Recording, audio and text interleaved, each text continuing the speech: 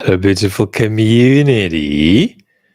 You are very welcome to this tiny live chat, the first one we've had in a little while. And so, what do I want from you? I want from you to tell me if you can hear me and see me. I've noticed a couple of lovely questions left in the waiting area, waiting time. Hello, everybody. Hello, Piotr. Hello, Rachel. Hello, everybody else. Now, I'm going to sort of race through what I can see was left before, and then we'll kick off and get going with whatever we want to talk about. Really, thinking of the world politically as we enter 2024. It's beginning to feel a lot like Christmas for those of you who celebrate Christmas, a month of festive times. And that's always marvelous for people who are having a more easeful situation, always harder for people who are having a harder time, whether it be political or health-wise. So I'm sending all my love to all of you at this time. Hi, Michael. It's the longest gap we've had in lives, and that's for health reasons on my side. I've had some violent health experiences in the last few weeks, and it's even been a minor miracle to get out a few chats, as I have done. So I want to be absolutely clear with everybody here. This recent slowdown is not an indication of some kind of rebalancing of priorities on my part, or some kind of new, slower approach to YouTube. I'm more committed than ever to doing more deeply, and more innovatively on this platform. And as far as I'm concerned, beautiful community, our conversation is just beginning. So, Evgeny, thank you. Let's see what is upstairs in the comments section. Bobby, do you think that the US bringing charges against Russian soldiers for war crimes against an American brings the US closer into the conflict? No, I do not. Evgeny is asking about my opinion about Arakhamia's interview. Look, quite a few of you have asked me to perhaps make a video about the early weeks, early months of the war, and what dialogue there was going on, what deal making was considered and on the table, and who was pushing who into what. So my feeling here is that there are people with more expertise to talk you through these first weeks than I am. All I would recommend is the thought that really it's not true that it was in Ukraine's interest to make a peace deal and it was forced out of it by external intervention. That's the position that I would recommend against. Sleeping Beauty is having a tough time, and I'm sending her my love. Papa is saying that they're up, even though they should be in bed. I'm so sorry to keep you up. Ferrari guy, how you going? In a trigonometry chat, Konstantin Kissin revealed that he liked watching your videos and your tweets and thought about having you on as a guest was possible with a view to Ukraine.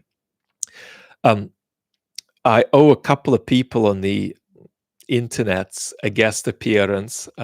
It's all slowed down simply for my health reasons. I'm terribly open to share a platform with people I share most views about and share an approach with, and people I don't share an approach with and don't share most views about. And one of the uh, positive things about the community and the channels, it contains lots of very different kinds of folks. And that includes not only YouTube folks, but folks off YouTube. The channels are quite watched by folks most of you would be aware of in Russia, Ukraine experts, some academic people, and that's it's absolutely my privilege to have different people on board, and certainly I'm always in principle available for conversations. Evgeny is saying, who were democracies in the 18th and 19th centuries? So there are two ideas about democracy. One is a kind of prosaic idea that says, look, haven't turned off my microphone, have I? No. That says, look, you've got to have some very elementary institutions that function. So you've got to be able to vote out your government. You've got to have some courts that work. You've got to have some modicum of free expression. And certain countries in the West were moving closer in that direction. And then in the 20th century, what happened was a kind of a rights revolution, human rights revolution, that had many, many waves. One of them was, of course, decolonization, which was hard because folks got, if you like, freedom collectively, but not necessarily freedom inside their own countries. They got freed from empires, but they didn't necessarily go on to live in free societies. That was a huge part of the rights revolution, as was this increasing circle of inclusion that took place in the West with gender, race,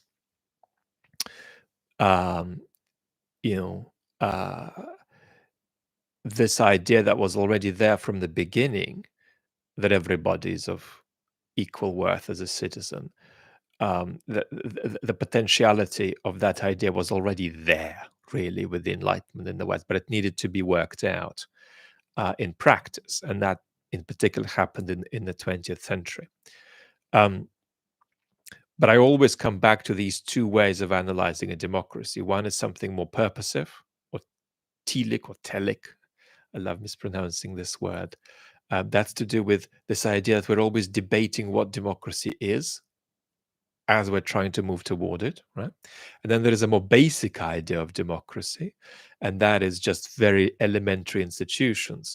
To that extent, everybody is a liberal in a very minimal sense in the modern world, in the sense that I think that you want to be able to vote out your government, and you want to be able to go to court with a chance of winning if you're going to court against the government, and you want to not go to jail if you express your opinion. And there's a few other things involved here. You need a higher education system that's independent and free, and so on. And the sense in which we're all liberals in this ultra minimalist sense is that it's very difficult to take somebody seriously who thinks it is good not to have that stuff. That's very different to some teleology of globalization of liberal institutions, which I'm against. But the idea that it's very hard to make a claim to legitimacy unless you have quite a bit of that basic institutional story that you can tick boxes for. That, I think, is a way in which, in the modern world, legitimacy leads you to very, very minimal liberal outlooks. Liberal doesn't mean left or right in this sense. It means something absolutely elementary. Can you go to a voting, station and cast a vote that, if it's similarly cast by many, many others, can make a difference, the way, for example, Belarusians or Russians can't.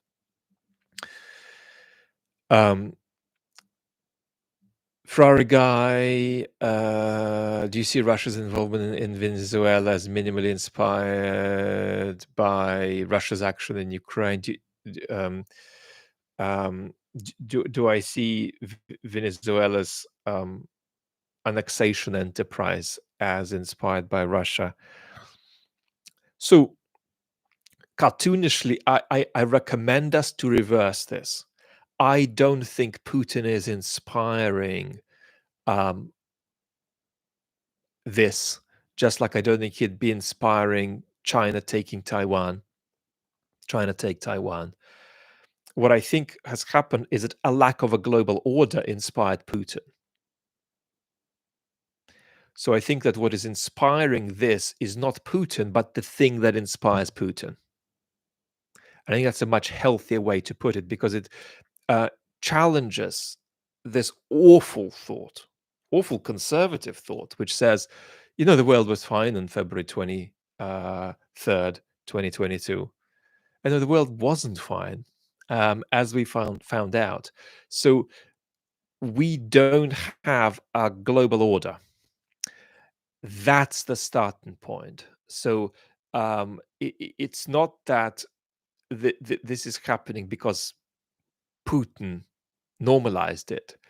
I There is some truth to that too, of course. But I think the fundamental cartoonish picture I want to encourage is the idea that this is what happens when there's a lack of a global order. Um, George is asking any quick thoughts on Poland. Um, it strikes me as an important sign of the strength of democratic aspirations. Sometimes, when it looks close as to whether the guys will leave, if you vote them out, they leave. Sometimes they don't. I don't think we can draw uh, any new conclusions from what happened in Poland that give us more optimistic or more pessimistic outlook. The larger patterns are the same. And I don't think it is optimistic when you say, phew, they left. you know, um, it's optimism certainly relative to an expectation of democratic collapse. But at the end of a potential Trump second term, if we're saying few he left, um, that's not necessarily a positive situation in which to be. Okay, I think we're caught up. Let's have a look.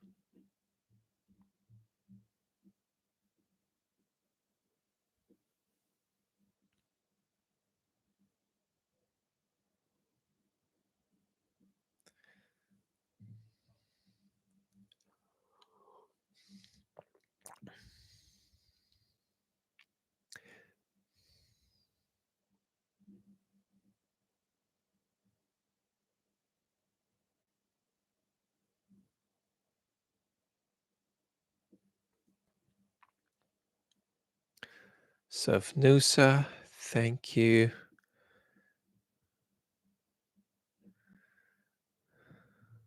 White Lighting is saying USA tricked Ukraine into giving up nuclear weapons. This caused the war.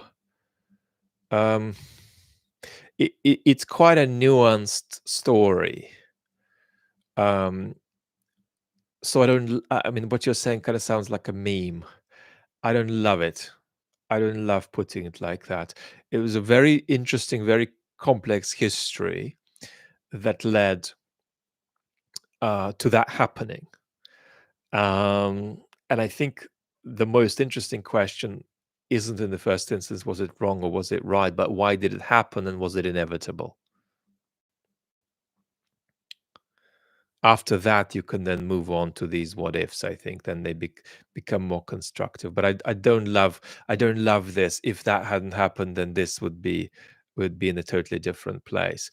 Um, there's always place for these ways of speaking, but they encourage as much an abdication of thought as you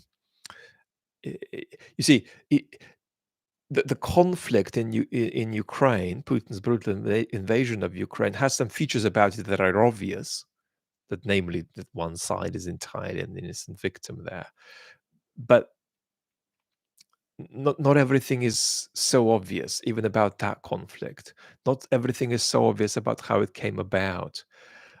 So that's why I sometimes can recommend developing a mild degree of allergy to statements like that. But again, I would say here the main story is exactly how did that happen, and was it under the circumstances inevitable or not?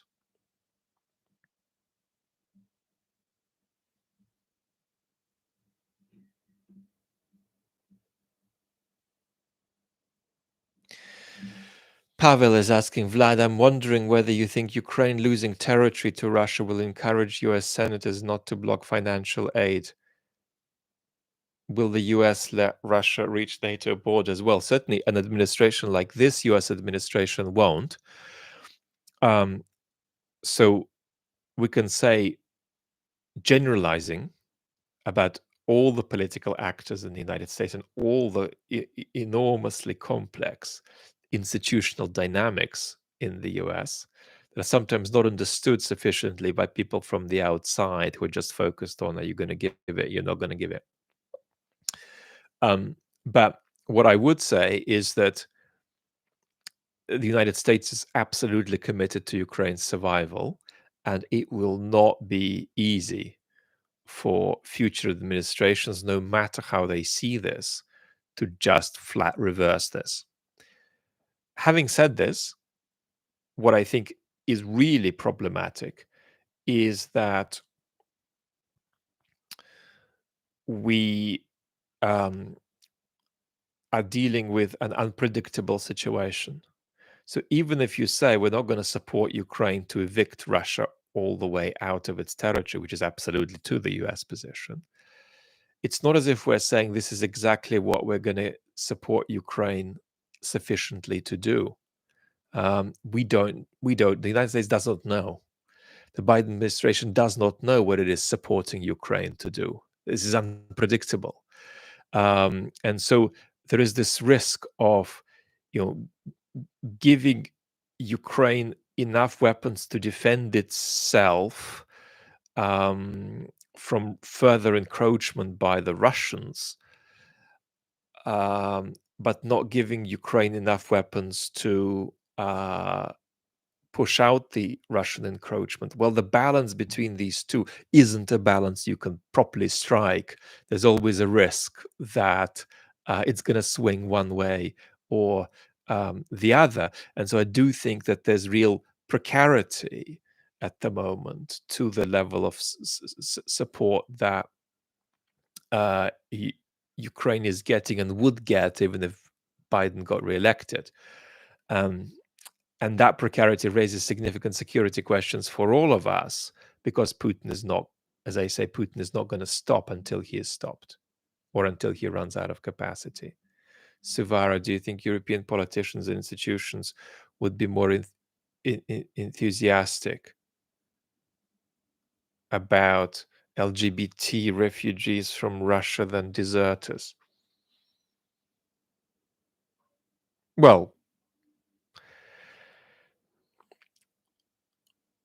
sure. I mean, with the LGBT community in Russia, you can most clearly frame an argument that the regime is at war with them. Uh,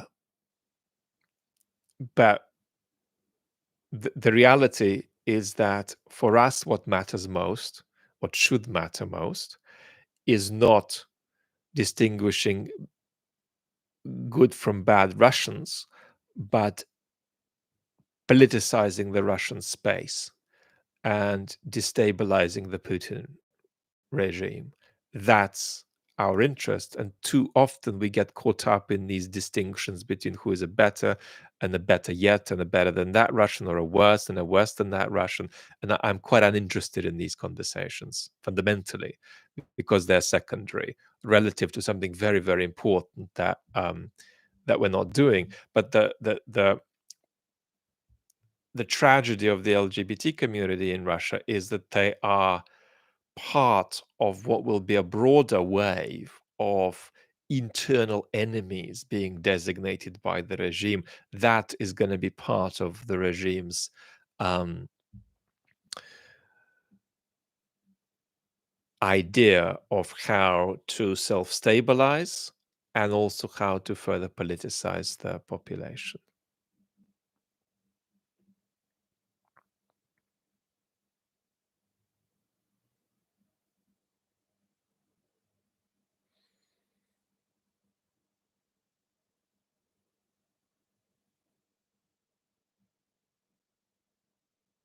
Wolf is asking, how are those political boats doing? Would you care to talk about the weather and the shocks? If you're talking about our democracies, then we're not sinking anytime soon.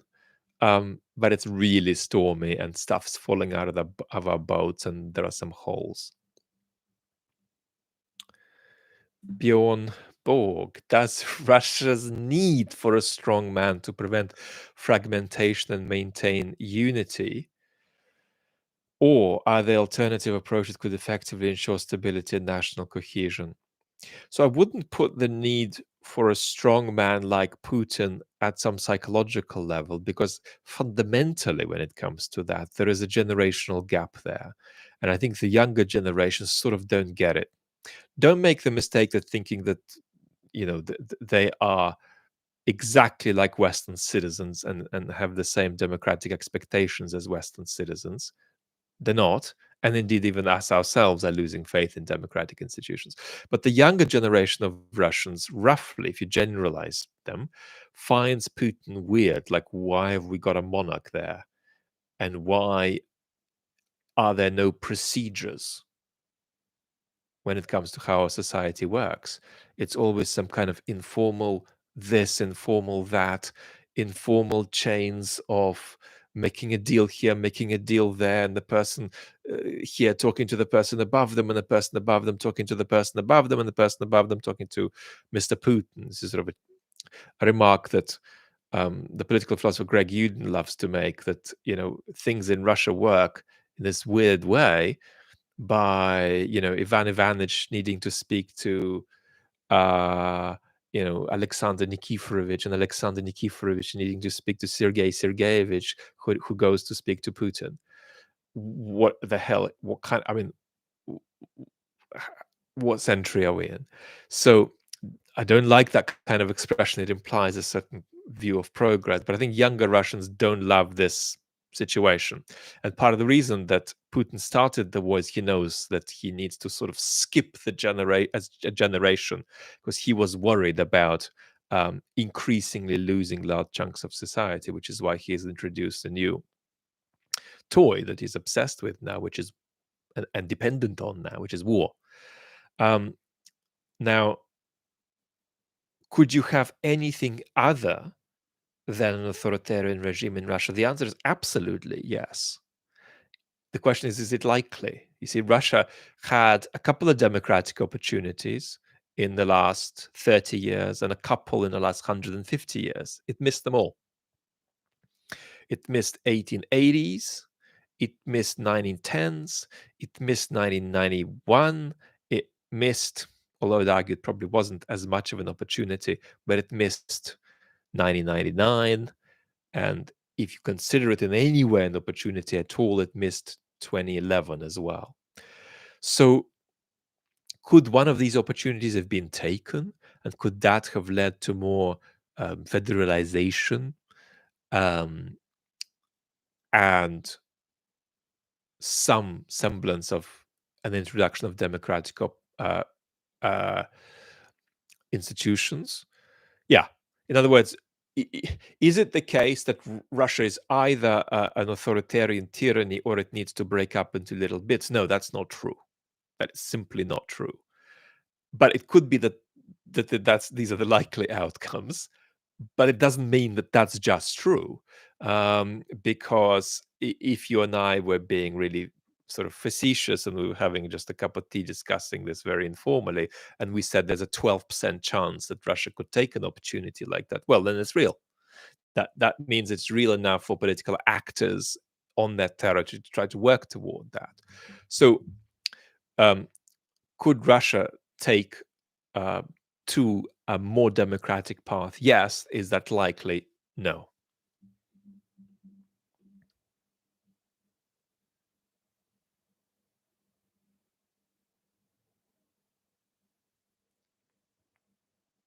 JJ, your question might be a bit beyond me. Thoughts on the political risks in the computer chip and rare earths restrictions between US, China. New York Times in October said supply of parts may affect um, tactical drone capacity starting sooner, if not already. I think the broad parameters here are about a conversation to do with the US's Cold War with China being a Cold War in certain respects. The United States and China being enemies in certain respects, and to a very dramatic degree, agreeing to not be enemies in other respects. And I think that, however, that balance is going to play out in the US China rivalry, that tag is a very important tag through which to understand the world. We're increasingly going to see in the world without a world order, uh, countries that are enemies in certain respects. Um, I'm hesitant to say more for now.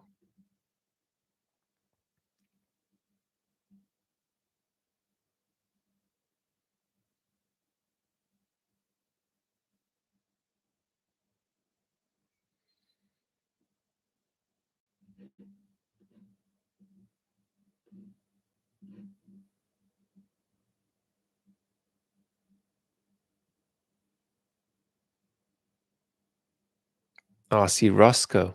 Good to see you.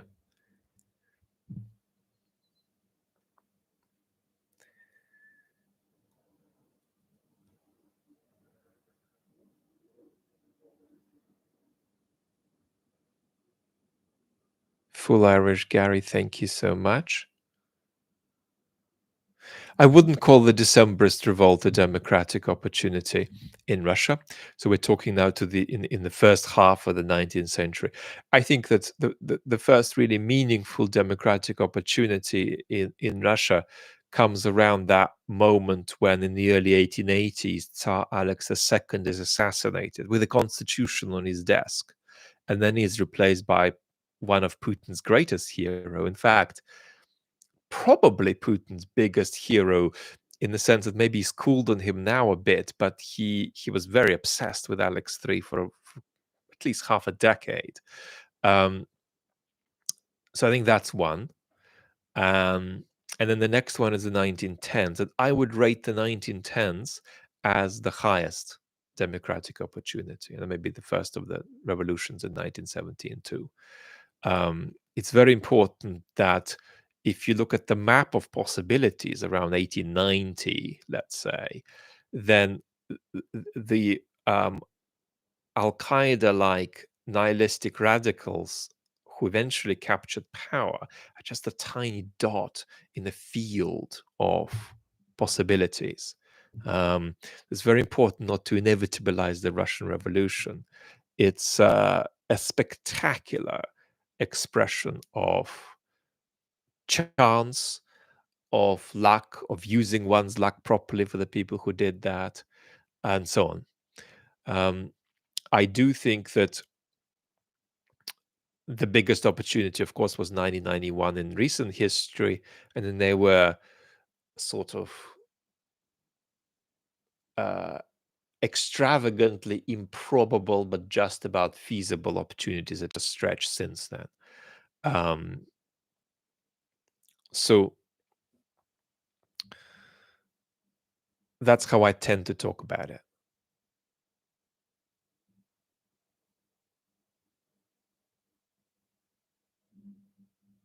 Jason is asking, what is Israel an ethnostate, and why is a multicultural one-state solution not workable? In my opinion, um, there is very little prospect of resources or movement toward a solution for the Israeli-Palestinian crisis at the moment on all three sides: Palestinian side, the Israeli side, and the US. I do think that if there is going to be a solution, so I'm saying something both ethical and predictive here. If there is going to be a solution, which I'm saying is extremely unlikely in the near future, then it will be a two-state solution. And then I'm backing that up politically and ethically, not just predictably, by saying that it would be the one that would work if anything worked at all. Because I believe that a one-state solution would result in apartheid. So I just don't think it's going to work. If you want a different opinion to mine,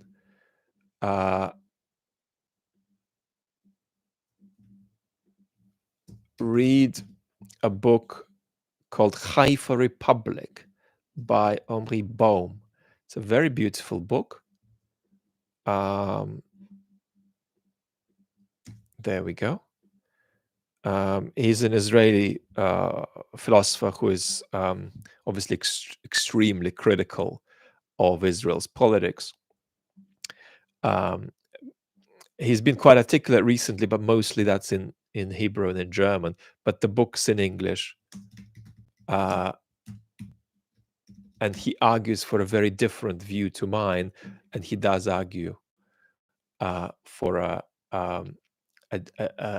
an all-encompassing democratic future on that territory. There we go. It's a very beautiful book to have on your coffee table. It's small and aesthetically delightful.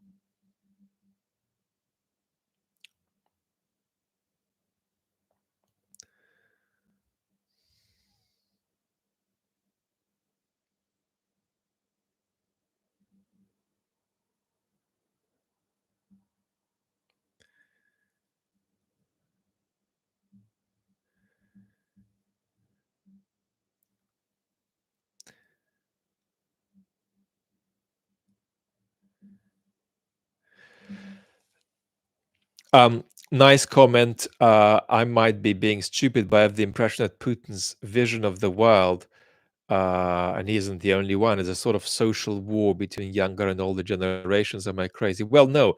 I mean, we're sitting here having a go at people for wanting to return us to February 2022 before the invasion. And I'm saying that's wrong, because it then sort of just immerses us into the very factors that caused the invasion. And only some kind of positive attempt to partly reimagine the international order is what's needed. Now, minimize, by the way, everybody, minimize right down conversation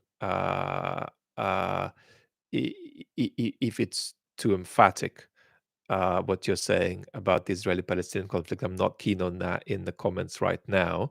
I've made some positions very, very clear on what's happened over the last few weeks, and I'll continue to do that, and I'll do that even in this live. But I'm just keen to not have yes it is, no it isn't conversations. I don't think they're constructive. So I'm not trying to silence you, but if you're saying something about it, don't just say yes it is, no it isn't. If you can help it, if you can't help it, then just say it. That's fine. But Putin wants to return us not to Feb 2022, but further back. On a certain level, he wants to return us to Ukraine before 2014. Ukraine was in a sort of identity crisis. And he has this deep pathological incapacity to accept anything about Ukraine since 2014. For him, Ukrainian history has to stop there. And if it doesn't, it must be stopped by force. And then over and above that, he wants to reactivate certain images to do with the accomplishments of the Russian Empire as it is continuous with the Soviet Empire, and here he goes back into the 19th century. So that's a sort of a self-immolating empire in decline that is, because it is in decline, is absolutely refusing to accept that. And that's why you get this bizarre quasi ideology coming out of the Kremlin, which says we're strong because we're so weak. We're so terribly in decline because it's our destiny to jump. I've said this several times, and I beg your pardon for repeating myself, to jump from the back row to the front row of nations. Mugabe was saying, is the Kremlin more pro-Israel or pro-Palestinian? Well, what I've said is that Putin is more publicly pro-Palestinian than he's privately, actually. Um, Privately, a paradigm for Putin is to pulverize Gaza. And privately, he is going around thinking, "Do you know what? I'll pulverize it even more than the Netanyahu regime did." Um, so there's fantastic discrepancy, but of course he can't say that in public, but he is thinking it.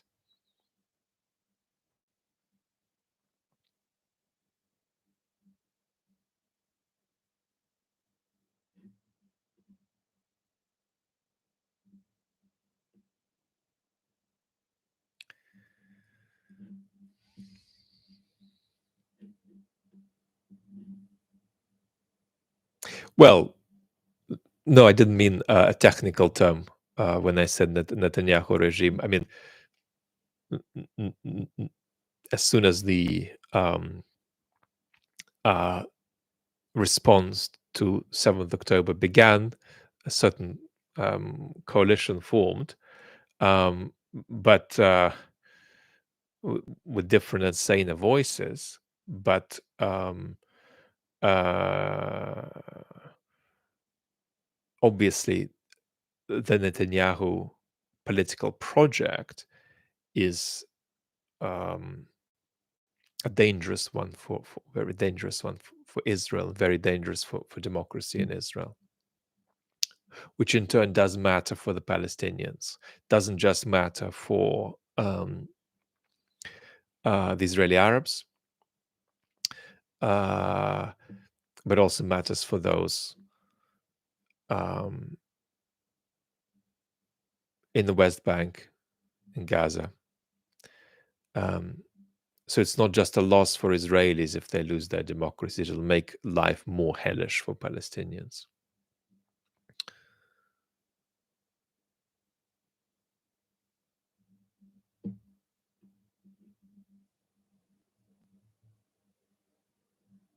R.C. Roscoe saying, did I see the theater of Putin being asked? Yes, my last video on this channel is about that moment when Putin was asked to run.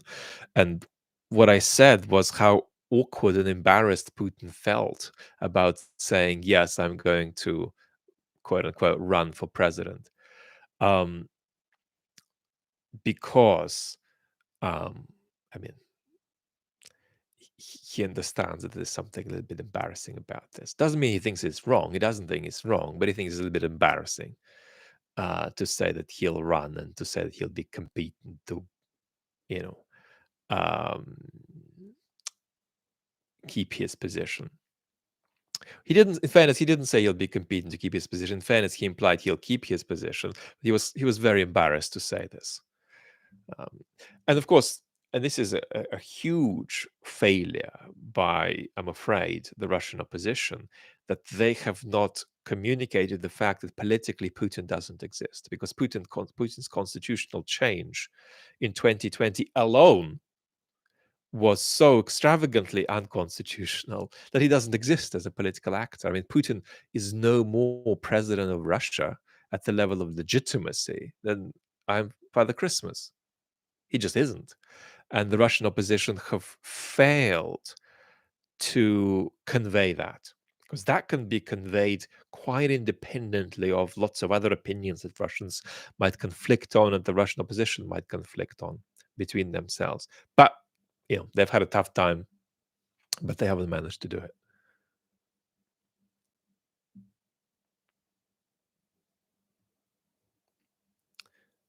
SVR is asking, was it the real Putin who announced his run for presidency? Yes, it was.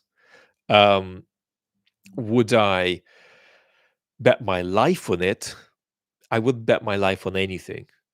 But would I feel close to being happy to bet my life on it? Yeah. But I still wouldn't.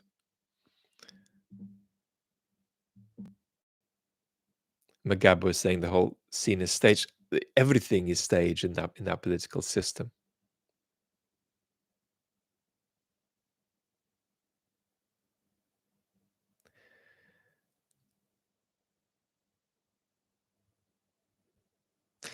Rob is asking about the EU-UK relationship for the next 20 years. It simply depends on who is in power.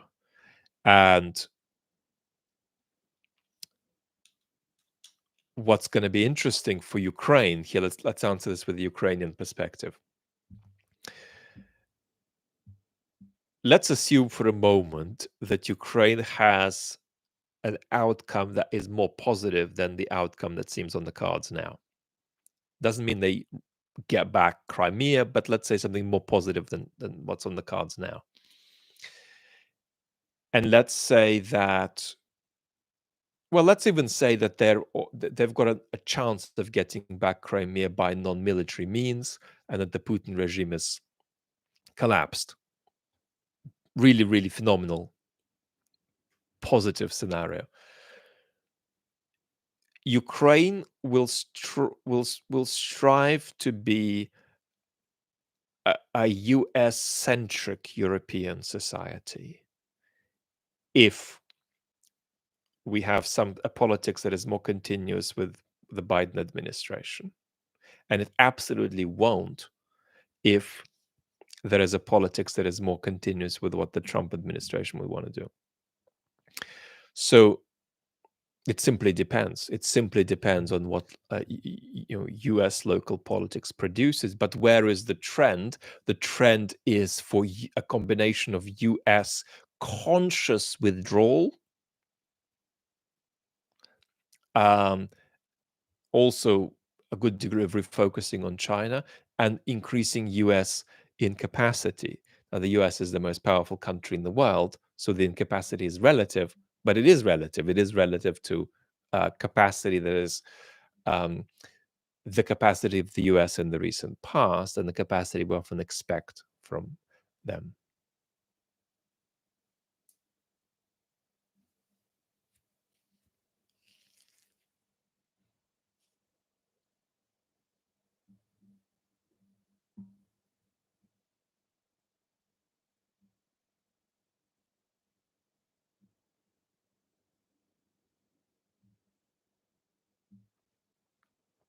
Tom is asking, do Russians believe this sort of theater that Putin engages in, and isn't it embarrassing to pretend to have to be asked instead of just announcing that he will run?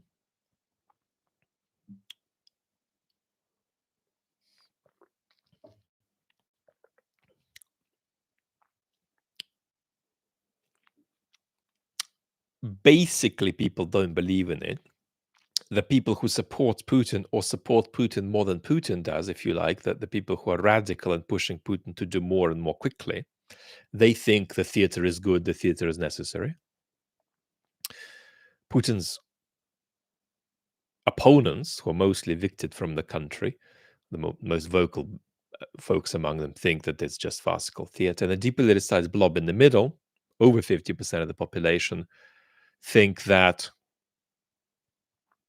it's not something they need to think about, or it looks bad, but it's done for a reason, or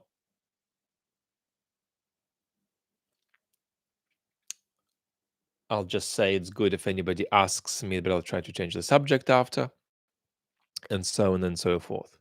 So basically, if you want a cartoonish sort of indicator, do Russians know what's up? The answer is yeah. Do Russians know what's up in Ukraine, Russian war crimes in Ukraine, and so on? Thank you, Tony. The answer is yeah, they roughly do. And of course, when we find evasion and resistance to a certain reality, that's an indication that one half accepts it, that it's real.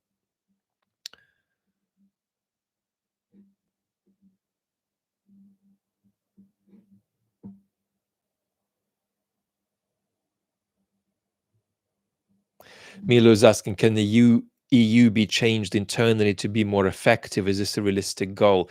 One of the challenges for the EU is that it faces a crisis of legitimacy. And it's, in my view, an insoluble crisis because the EU succeeding only increases the degree to which it is perceived as illegitimate. And that's because this wave of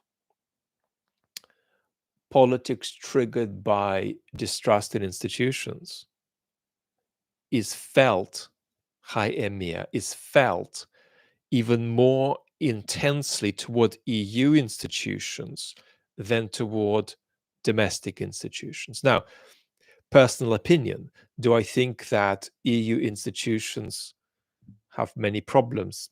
Yes, but do I think that on average they're more competent than some European governments? Yeah, sure. The trouble is, folks don't feel like that in large numbers. And the EU's crisis of legitimacy is a crisis that it can't solve by being a better EU. And that's a problem. And what my prediction for the EU is not collapse, but gradual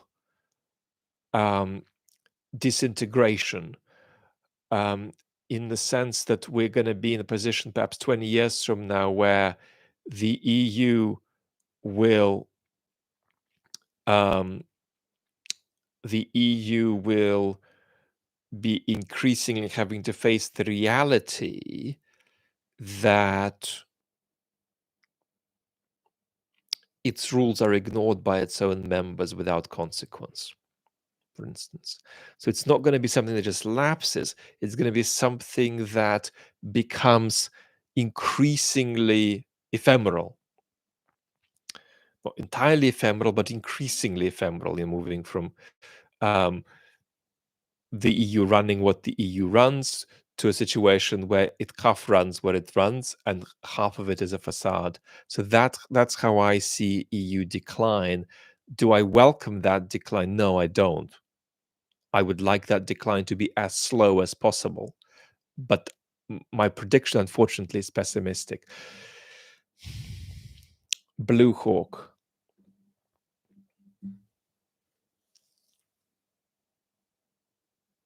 Question. On the elections, are we going to see a sort of story unfold? Some electoral meddling by US stories and Putin's stronger dedication to democracy, or are pretenses going to drop?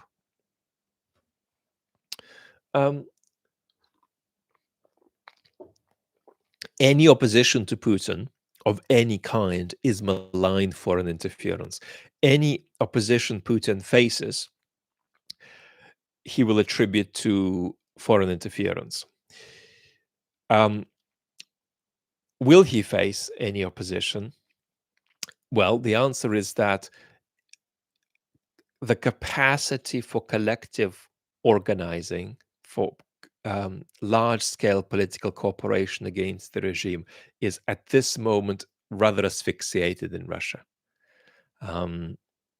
So I think that's where we are, but we'll be talking a lot about the run-up to the election, which is both hugely significant as a ritual that's about appearances that affect reality, as I say, but its significance is really not to be underestimated. People who say that it's just a sort of sideshow, a facade that's there to impress a few people outside Russia and so on, that's not true. This regime is existentially dependent on the election as a sort of ritual of validation, acclaim, and acclimation. People getting acclimatized to Putin as an institution with political legitimacy that is sort of carrying on its throne. So it's hugely important. and the regime is nervous about it, and the regime is certainly having thoughts. What things are we going to allow ourselves to do after the election that we feel we can't afford to do before? Um, but on the issue of them accusing us of malign interference, they're going to accuse us all the way uh, in response to any disturbance in Russia that seems disagreeable to Putin's eyes. DG Lloyd is asking, could you please comment on Markov's interview with Venediktov? How should this be interpreted? I haven't seen it, partly because of my health difficulties recently. Venediktov is in a very difficult situation, and he is striking a balance between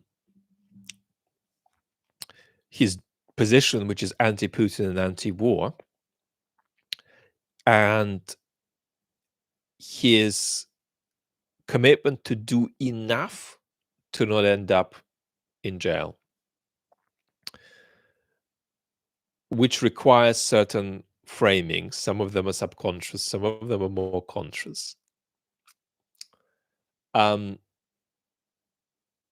Judging Venediktov is always hard because what is he responsible for? He's responsible for Echo Moscow. He built it. What is Echo Moscow? It's one of the greatest free speech institutions, one of the greatest liberal free speech institutions in the world that was shut at the beginning of the war. So he takes responsibility for that. But it took him a lot of dirty hands to keep that thing going. You're welcome to say more, and I can respond, but I'm afraid I can't respond on this interview.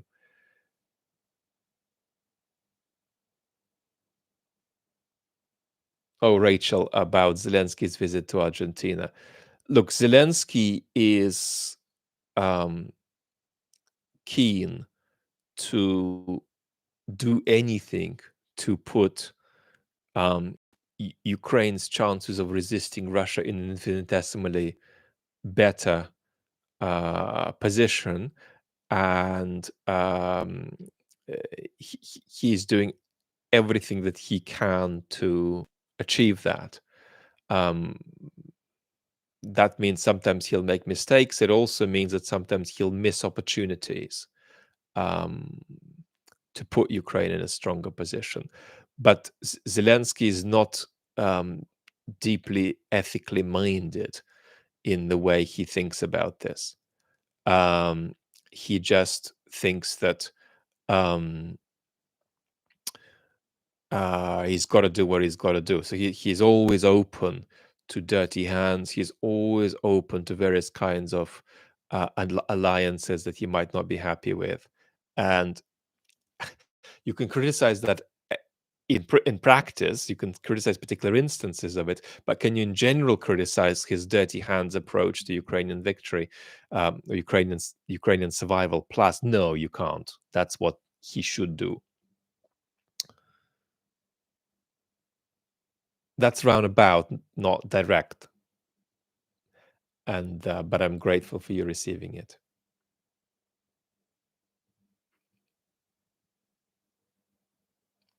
Oscar is asking, is Zelensky corrupt? Well, what Zelensky's reputation was before the war was as somebody who wasn't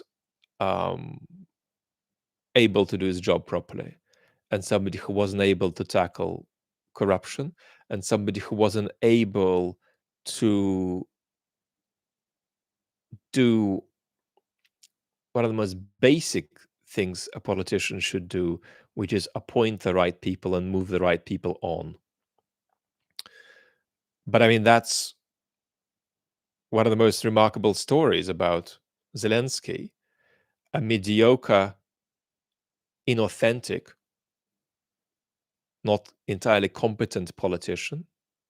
I wouldn't say anything particularly dark about him, but just not up to it. Um, Incompetent, lightweight, inauthentic, not up to it politician who, via events and consequent personal growth and a constellation of circumstances, became arguably the greatest political leader in the world. That's an extraordinary biographical story, because it's not a joke.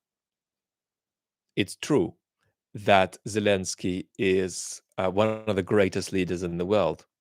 And it's also true he was an incompetent, inauthentic, justly undesired politician before.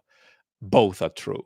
And that's a fantastic transformation. And one of the fascinating things for me, just in purely psychological terms, would be those first few days and first few weeks of the war, when that transformation began. And certainly from people around Zelensky in the opening days and weeks of the war, the impression we get is that it took him some time to develop the kind of ownership that weeks and weeks after he clearly had. Um, so it's fascinating that there was this mediocre politician. Roz, grateful to have you, and grateful for you to have me. But there was this mediocre politician who, under certain circumstances, would be utterly extraordinary. Under very limited circumstances, would be utterly extraordinary. So there. But then this raises further questions, which is what happens to Zelensky if the war drags on and on and on and on and on? Is the Zelensky pre-war story going to reemerge, or is he sufficiently transformed and more competent and more efficacious and so on? So it's an absolutely extraordinary biography that reveals to us how much character is responsive to circumstance, and you can do this in reverse as well. You know, if you look at the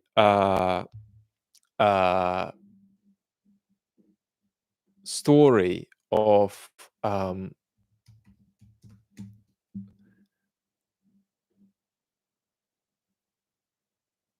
Karadzic, right? Who I had a brain block for a second, who ran a psychiatric hospital. Maybe he ran it very badly. But he was then unleashed into politics. And in politics, he became a flagrant war criminal. And if he never got into politics, he may have been a transformationally positive member of society, just hypothetically speaking. So it works the other way too. I do think there are some human characters who are just immovable, no matter what circumstances arise. But I think this is a rare minority of people. It's extraordinary how this kind of transformation is possible. How somebody who is a really sound and leading member of the community and justly respected can grow evil under certain circumstances, and how much somebody who isn't up to much can become a great leader, as Zelensky did.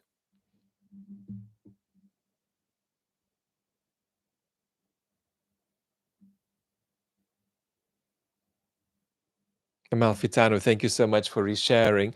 I'm not going to say much, elaborate the importance of the UAE Putin visit.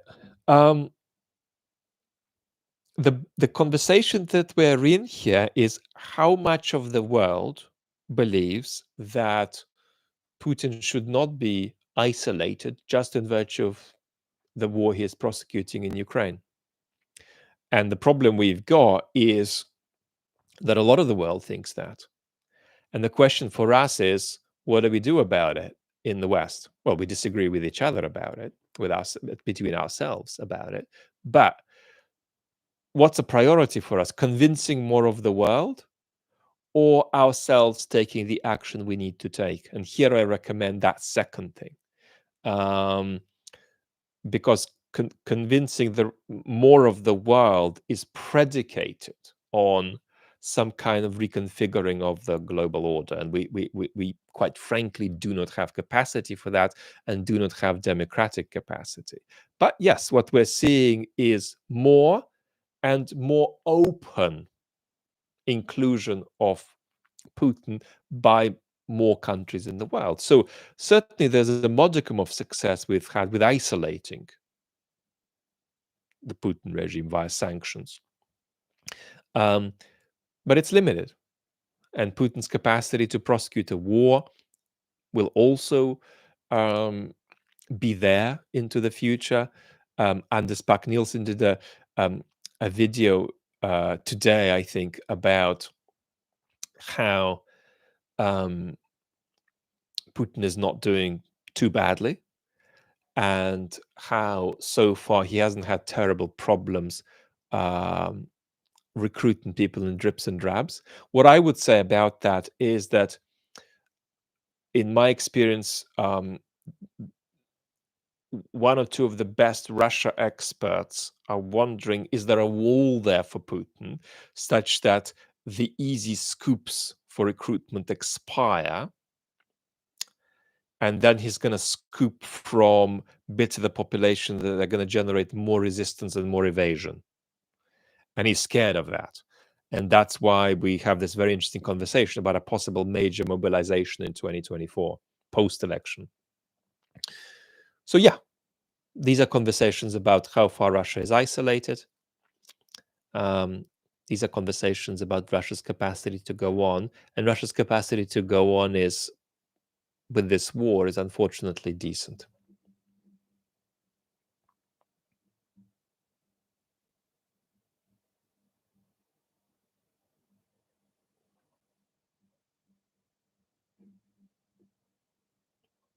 Sumiland is saying the invasion was transformational for Ukraine. Yes, of course it was. But Ukraine was on a big journey of transformation, I think, in recent history.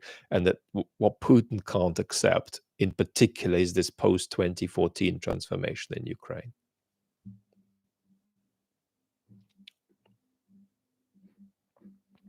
So, beautiful community. We have done an hour, and fingers and other things crossed, if all of our healths are good, we will be connecting on lives more often over this period running up to the holidays. Igor, thank you so much for asking about my health. It's been pretty challenging recently, but I'm delighted that it's been possible to have this chat with the community this time, and I reckon this will be more regular now. It's the first time in ages we've had such a big break in Q&As, but it really wouldn't have been possible for me to do this for an hour even a few days ago. So I'm very, very grateful to you all, and I can't wait to be more regularly connected, hopefully on both channels, actually, as we run up to the Christmas period. Jessica, positive wishes your way. Everybody, thank you so much. I'm grateful for all the questions, those I answered and those I didn't. And those I didn't, I hope I can get to in some other form another time. But lots of love. Take care. Until not too long from now. And obviously an apology to any Europeans who have deprived of sleep by doing a live so late. Bye-bye.